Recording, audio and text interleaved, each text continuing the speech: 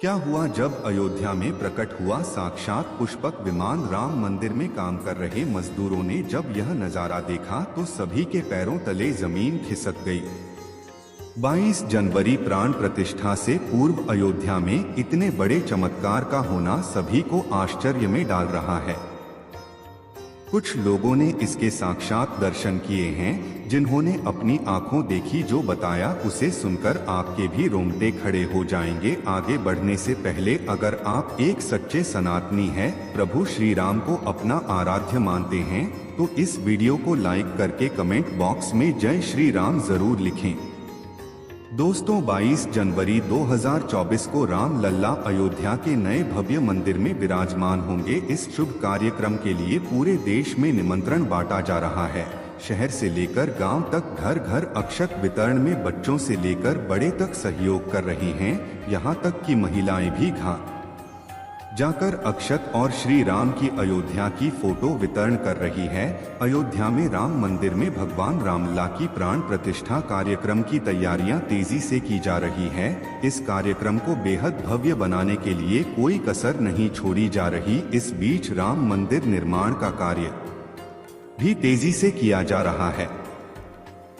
मंदिर निर्माण में जो लक्ष्य लिया गया था उसमें लगभग 80% कार्य हो चुका है। 70 खंभों पर मूर्तिकार ही का काम चल रहा है। पिछले दिनों त्योहार की वजह से धीमा पड़ गया था, लेकिन अब वह भी तेज गति से पूरा हो जाएगा। निर्माण कार्य जल्द से जल्द पूरा करने के लिए सभी मजदूर रात दिन मेहनत कर रहे हैं। लेकिन 10 जनवरी की रात कुछ ऐसा चमत्कार हुआ जिसे देखकर सभी मजदूरों के होश उड़ गए। जब रात्रि के समय सब मजदूर अपना काम निपटाकर तंबू में सो रहे थे, उसी समय अचानक से उन्हें वहां कुछ हलचल महसूस हुई। सुरेश नाम के एक मजदूर ने जब तंबू से बाहर झांक कर देखा तो उसे राम मंदिर के परिसर कुछ अजीब सी पीली चमकती हुई चीज दिखाई दी। उसने अपने साथियों को जगाना चाहा, लेकिन कोई भी उसके साथ नहीं आया। जब हिम्मत करके सुरेश जब राम मंदिर परिसर में पहुंचा तो वहां का नजारा बहुत चौंकाने वाला था, क्योंकि वहां पर उसे एक बहुत ही दिव्य चमत्कारिक विमान दिखाई दिया, जिसका आकार मौत के समान था, जो दिखने में काफी सुंदर और तेज से परिपूर्ण था, जो कि राम मंदिर परिसर में पिछले क्षेत्र में उतर रहा था। लेकिन उस विमान को नियंत्रित कौन कर रहा था यह समझ नहीं आ रहा था, क्योंकि उस विमान में इतना तेज था कि सामान्य आंखों से नहीं देखा जा सकता था। लेकिन समझ में कुछ ऐसा आ रहा था मानो स्वयं साक्षात भगवान राम पुष्पक विमान के माध्यम से अयोध्या में उतर रहे हैं। सुरेश ने यह चमत्कार अपनी आंखों से देखा, लेकिन अचानक से ही वह बेहोश हो गया, क्योंकि वह उसके तेज को सहन नहीं कर पा रहा था। सुरेश जब सुबह उठा तो वह उसी स्थान पर मौजूद था और उसके साथ ही मंदिर निर्माण कार्य पूरा करने के लिए जा रहे थे। उसने सभी को रोककर रात्रि की सच्चाई बताई, लेकिन सभी उसकी हंसी उड़ा रहे थे। लेकिन सुरेश मन ही मन समझ चुका था कि प्रभु श्री राम अयोध्या आ चुके हैं। यह उसके लिए सौभाग्य था कि उसे इतना सुंदर दृश्य देखने को मिला, जहां शायद उसने साक्षात पुष्पक विमान के दर्शन किए थे। यानी कि प्राण प्रतिष्ठा से पहले अयोध्या प्रकट हुआ साक्षात पुष्पक विमान। दोस्तों, देश के अलग अलग हिस्सों में कई बार अजीब सी आकृति के विमान देखे गए हैं, जिनका संबंध कई बार तो एलियन के साथ जोड़कर भी देखा जाता है। यानी कि अयोध्या में उस रात्रि को मोर की आकृति का विमान देखना वास्तव में प्रभु श्री राम का ही कोई संदेश हो सकता है। लेकिन क्या यह विमान सचमुच में पुष्पक विमान है? इसकी आखिर क्या गारंटी है? इसे समझने के लिए हमें पुष्पक विमान के रहस्य को अच्छे से जानना पड़ेगा। आगे हमारे YouTube चैनल महादेवी मिरेकल पर आपको पुष्पक विमान का रहस्य बताएंगे, जिसे समझकर आपको यकीन होगा कि अयोध्या में पुष्पक विमान का प्रकट होना कलियुग का सबसे बड़ा चमत्कार है। रामायण पुष्पक विमान का जिक्र है, जो पहले कुबेर के पास था। इसके बाद रावण ने उसे अपने सौतेले भाई कुबेर से लंका समेत बलपूर्वक हथिया गया था। फिर रावण इसी के जरिए कहीं भी आता जाता था। रावण को हराने के बाद यह विमान श्री राम के पास आ गया। वह जीत हासिल करने के बाद इसी विमान के कहीं जगह होते हुए अयोध्या पहुंचे थे। रावण ने इसी के जरिए पंचवटी आश्रम से सीता का हरण किया था और उन्हें उस पर बिठाकर लंका ले गया था। कहा जाता है कि पुष्पक विमान आज के विमान की तरह था। पुष्पक विमान के जरिए रावण हवाई मार्ग से सफर किया करता था। रावण को मौत के घाट उतारने के बाद उसी विमान के जरिए प्रभु श्री राम, माता सीता और लक्ष्मण लंका से अयोध्या लौटे थे। रामायण में जिस तरह से पुष्पक विमान का जिक्र मिलता है, उससे तो यही लगता है कि यह आज के हवाई जहाज की तरह था, लेकिन तकनीक के मामले में मॉडल एरोप्लेन से कहीं आगे था। रामायण के सुंदरकांड के 7वें अध्याय में पुष्पक विमान के बारे में जानकारी मिलती है। पुष्पक विमान की आकृति मोर की तरह थी। यह अग्नि और वायु ऊर्जा से उड़ान भरता था। इसकी तकनीक इतनी उत्कृष्ट थी कि इसका आकार छोटा और बड़ा किया जा सकता था। कहा जाता है कि रावण अपनी पूरी से को साथ लेकर इस विमान से उड़ान भर सकता था। पुष्पक विमान अपने चालक की इच्छा के अनुसार गति पकड़ता था। यह मन की गति से उड़ान भर सकता था। विमान में बैठने के लिए कई आसन बने थे। पौराणिक कथाओं के मुताबिक युद्ध के बाद भगवान श्री राम ने विमान का पूजन कर यह दिव्य विमान वापस कुबेर को सौंप दिया।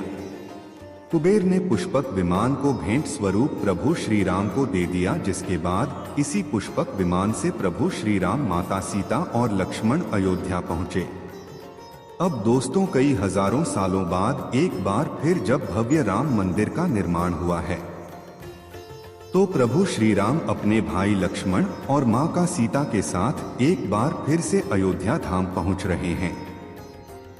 वह भी अपने इसी पुष्पक विमान पर, जिसका नजारा वहां के मजदूर अपनी आंखों से देख चुके हैं। रामायण के प्रसंग में कहा गया है कि जब माता सीता का हरण करके रावण ले जा रहा था, तो रास्ते में जटायु ने अपनी चोंच से रावण को चोट पहुंचाई थी। उस समय रावण पुष्पक विमान में ही मौजूद था। के बाद रावण ने तलवार से जटायु को लहूलुहान कर दिया था। जटायु घायल होकर जमीन पर गिर गए। जब सीता को खोजते हुए राम पेड़ पौधे और पक्षियों से पूछते जा रहे थे, तो रास्ते में घायल जटायु से मुलाकात होती है। मरणासन्न पड़े जटायु ही राम को बताते हैं कि रावण सीता को हरण करके किस दिशा में गया है। लेकिन जब साक्षात प्रभु श्री राम पुष्पक विमान में अयोध्या आ चुके हैं, तो भला उनके परम भक्त जटायु कैसे पीछे रह सकते हैं। अयोध्या में राम लल्ला की प्राण प्रतिष्ठा से पहले जनपद की सीमा में गिद्धों का झुंड दिखाई दिया है। स्थानीय लोग इसे गिद्धराज जटायु से जोड़कर देख रहे हैं। वे इसे शुभ संकेत भी मान रहे हैं। मिल्कीपुर तहसील क्षेत्र के गांव धरोली में पिछले 10-12 दिनों से गिद्धों का झुंड वास कर रहा था। हालांकि उस गांव से गिद्ध उड़ गए हैं, लेकिन अयोध्या की सीमा में यहाँ वहाँ दिखाई दे रहे हैं। गांव वालों का कहना है कि पिछले 20 वर्षों से हम लोगों ने इलाके में गिद्ध नहीं देखे। अब जब राम मंदिर बन रहा है, तो इस गांव में लगभग 50 की संख्या में गिद्ध आकाश में दिखाई दे रहे हैं। उनमें से 10-12 गिद्ध गांव में ही सेमल के पेड़ पर वास कर रहे थे। गिद्धों के देखने की घटना को ज्यादा लोग राम से जोड़कर देख रहे हैं और शुभ संकेत भी मान रहे हैं। 22 जनवरी को होने वाले प्राण प्रतिष्ठा के समारोह में देश के प्रधानमंत्री नरेंद्र मोदी ने देश विदेश की कई महान हस्तियों को निमंत्रण दिया है। लेकिन आपको जानकर हैरानी होगी, नेपाल में भी कुछ विशेष लोगों को समारोह में आने का निमंत्रण दिया गया है। इसके पीछे का रहस्य जानकर आप के भी होश उड़ जाएंगे, क्योंकि नेपाल को भगवान श्री राम का ससुराल कहा जाता है। क्योंकि नेपाल एक समय पर जनकपुर धाम था, जहाँ के राजा थे राजा जनक, और उनकी पुत्री माँ सीता वहीं पर भूमि में से प्रकट हुई थी। जनकपुर धाम, जिसे मिथिला भी कहा जाता था। मिथिला संस्कृति में यह मान्यता है कि जब बेटी का गृह प्रवेश होता है, तो उसके मायके से तोहफा और अन्य सामग्री भिजवाई जाती है। इसी परंपरा के मुताबिक जब प्रभु राम का मंदिर में गृह प्रवेश होगा, तो सीता जी की ओर नेपाल से अयोध्या उपहार आ रहे हैं, जिसे भार यात्रा का नाम दिया गया है। राम मंदिर की प्राण प्रतिष्ठा के लिए भगवान राम के ससुराल नेपाल के जनकपुर से कपड़े, फल और मेवा के साथ साथ उपहारों से सजे 11 साउथाल आने वाले हैं। इसमें आभूषण, बर्तन, कपड़े और मिठाइयों के अलावा भाभी आएगा, जिसमें 51 प्रकार की मिठाइयाँ, दही, मक्खन और चांदी के बर्तन शामिल होंगे। 22 जनवरी को प्राण प्रतिष्ठा समारोह होने वाला है। इसके लिए श्री राम जन्मभूमि तीर्थ क्षेत्र ट्रस्ट की तरफ से भगवान राम की ससुराल नेपाल के कई गणमान्य लोगों को निमंत्रण पत्र भेजे गए हैं। दोस्तों, आज हम राम मंदिर को बनते हुए देख रहे हैं, यह हमारा सौभाग्य है। भव्य राम मंदिर के बनने में कई हजार कार सेवकों और राम भक्तों का बलिदान छुपा है।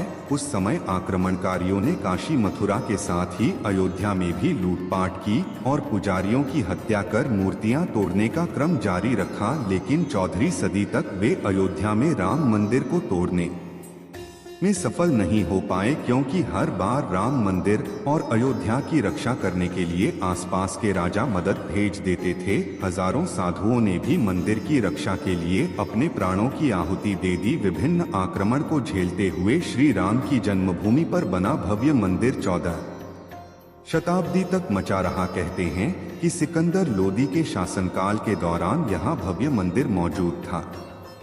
10वीं शताब्दी में हिंदुस्तान पर मुगलों का अधिकार हो गया और उसके बाद ही राम जन्मभूमि एवं अयोध्या को नष्ट करने के लिए कई अभियान चलाए गए। 1527-28 में इस भव्य मंदिर को तोड़ दिया गया और उसकी जगह बाबरी ढांचा खड़ा किया गया। कहते हैं कि मुगल साम्राज्य के संस्थापक बाबर के सेनापति ने बिहार अभियान के समय अयोध्या में श्री राम के जन्म स्थान पर स्थित प्राचीन और भव्य मंदिर को तोड़कर एक मस्जिद बनवाई थी। 19 जनवरी 1885 को हिंदू महंत रघुबर दास ने पहली बार इस मामले को फैजाबाद के न्यायाधीश पाए हरि किशन के सामने रखा था। इस मामले में कहा गया था कि मस्जिद की जगह पर मंदिर बनवाना चाहिए, क्योंकि वह स्थान प्रभु श्री राम का जन्म स्थान है। वर्ष 1947 में भारत सरकार ने मुसलमानों को विवादित स्थल से दूर रहने के आदेश दिए और मस्जिद के मुख्य द्वार पर ताला लगा दिया गया, जबकि हिंदू श्रद्धालुओं को एक अलग जगह से प्रवेश दिया जाता रहा। लेकिन सन 1979 में एक ऐसा चमत्कार हुआ जिसे देखकर मुसलमानों की भी आंखें खुल गई। यह राम लल्ला का बहुत बड़ा चमत्कार था कि मस्जिद के अंदर से अचानक ही रामलला की मूर्ति प्रकट हो गई। कुछ कट्टरपंथियों का कहना था कि कुछ हिंदू दलों ने रात्रि के समय चुपके से यहाँ पर मूर्तियाँ रखी है। 1940 में भगवान राम की मूर्तियाँ मस्जिद में पाई गई। मुसलमानों ने इस पर विरोध व्यक्त किया और दोनों पक्षों ने अदालत में मुकदमा दायर कर दिया। सरकार ने इस स्थल को विवादित घोषित करके ताला लगा दिया। 30 अक्टूबर 1990 को हजारों राम भक्तों ने मुख्यमंत्री मुलायम सिंह यादव द्वारा खड़ी की गई अनेक बाधाओं को पार कर अयोध्या में प्रवेश किया और विवादित ढांचे के ऊपर भगवा ध्वज फहरा दिया। लेकिन 2 नवंबर 1990 को मुलायम सिंह यादव ने कारसेवकों पर गोली चलाने का आदेश दिया, जिसमें सैकड़ों राम भक्तों ने अपने जीवन की आहुतियां दी। सरयू तट राम भक्तों की लाशों से भर गया था। इस नृशंस हत्याकांड के बाद अप्रैल 1991 को उत्तर प्रदेश के तत्कालीन मुख्यमंत्री मुलायम सिंह यादव को इस्तीफा देना पड़ा। उस समय कोठारी बंधुओं के बलिदान की चर्चा खूब रही। दिसंबर 19 मई को जब विवादित ढांचा गिराया गया, उस समय राज्य में कल्याण सिंह की सरकार थी। उस दिन सुबह करीब 10:30 बजे हजारों लाखों की संख्या में कार सेवक पहुंचने लगे। दोपहर में 12 बजे के करीब कार सेवकों का एक बड़ा जत्था मस्जिद की दीवार पर चढ़ने लगता है। लाखों की भीड़ दास को संभालना सभी के लिए मुश्किल हो गया। दोपहर के 3:40 पर पहला गुंबद भीड़ ने तोड़ दिया और फिर 5 बजने में जब 5 मिनट का वक्त बाकी था, तब तक पूरे का पूरा विवादित ढांचा जमींदोज हो चुका था। भीड़ ने उसी जगह पूजा अर्चना की और रामशिला की स्थापना कर दी। मुख्यमंत्री कल्याण सिंह का साफ आदेश था कि कारसेवकों पर गोली नहीं चलेगी। इस महान कल्याण सिंह जी को हम शाश्वत प्रणाम करते हैं। दोस्तों, राम मंदिर को बनता हुआ देखना सौभाग्य है, लेकिन जब भी हम इसके पीछे हजारों हिंदुओं का बलिदान देखते हैं तो हमारी आंखें नम हो जाती है। इस पूरी वीडियो को देखने के बाद आक्रमणकारियों के लिए आपके क्या विचार है, इसे कमेंट बॉक्स में जरूर बताइएगा। हमारे महान शहीदों के लिए आपकी श्रद्धांजलि नीचे कमेंट बॉक्स में जरूर दीजिएगा। कोई भी बात अच्छी लगी हो तो लाइक जरूर करें और हमेशा ऐसे सत्य चमत्कारी घटनाएं देखने के लिए हमारे चैनल को सब्सक्राइब करके आप बेल आइकन को प्रेस कर लें।